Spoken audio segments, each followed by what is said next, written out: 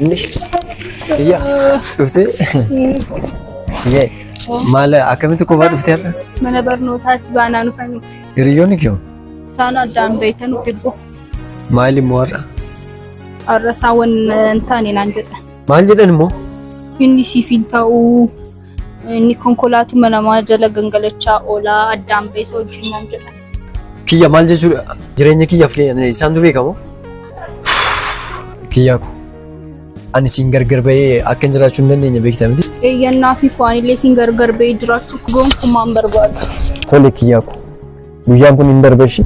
Naafi hojjetta nama. Tole haa ta'u kiyyaa ko.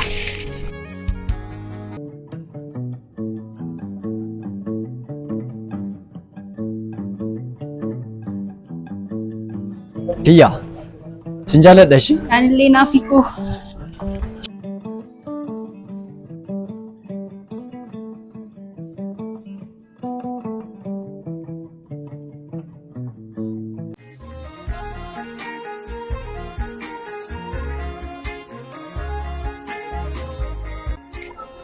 Andeemu kooti isa bira.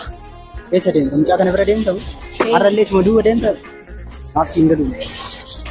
Mirga kiyya deemuun isa bira ammaan booda akkana naan jedhna bakka. Si madaala taanaan deemu. Yaada keessan abboosi.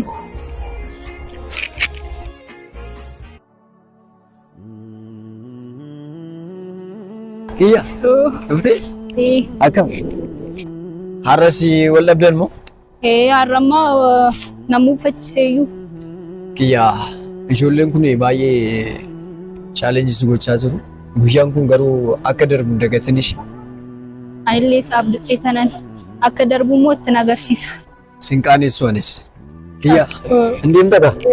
Kiyya yoom fixee bakka sin bilbila ishii hojii Tole. Tole. Tole haa ta'u. Ciao. Ciao kiyya.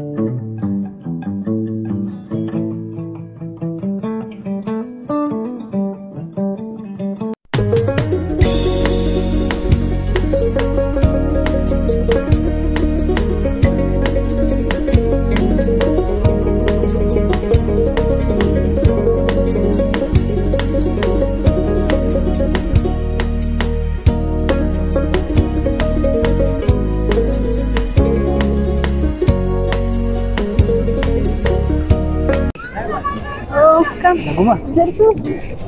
Nagaadha miti. Maas dhaabbata ree? Niif biraan deemaa jira. Niif. Ati deesii dinnaan bakka asuma duuka deemaa ta'an?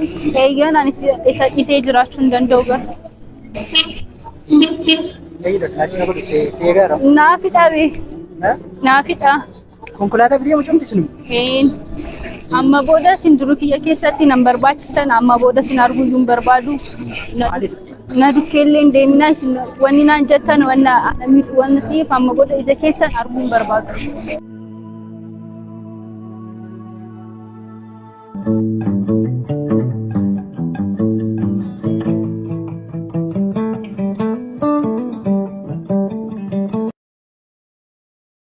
Laalchi sababa keeti kun marti laali hiriyaa ishee osoo ta'e yeroo kana makiinaa badhan deema. Atis jijjiir hiyyeecha ho'i.